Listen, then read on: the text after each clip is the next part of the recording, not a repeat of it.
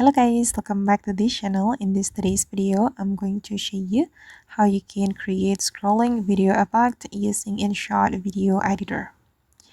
Okay, let's get into it guys. First of all, we need to create a video collage. I'm going to go to the video menu and I'm going to create new project and I'm going to add blank clip guys. And then wait, let me change the canvas. Okay, then I'm going to go to the PIP and add my videos. Wait, let me choose the videos.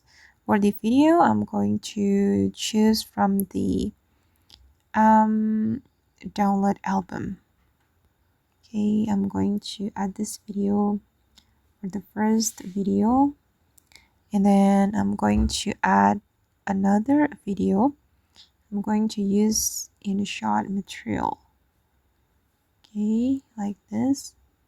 You can keep adjusting until you're satisfied with how it looks. And wait, one more video. Okay, and you can create another video collage, but I'm just going to use the same video. Okay, click on the check mark and then I'm going to extend the background. Okay, I'm going to cut my video guys. Wait, okay, just like this. And this one. Okay, and now it's time to export this video. We can go to the export menu. Okay, done for the exporting, and I'm going to import the video we have just exported, this one, and I'm going to add another video collage. Before this one, I'm going to add keyframe to create scrolling effect. We can click on the video, add keyframe, add 2 keyframes to the beginning and the ending.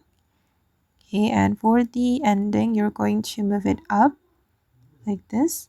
And then I'm going to add another video collage. I'm going to use this video and click on this icon to fit the screen. And I'm going to add keyframe again.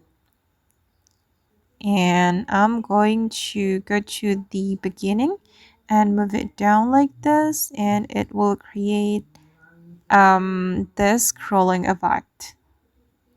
And yeah, that's so cool. But to make it more captivating, you need to add 2 different videos.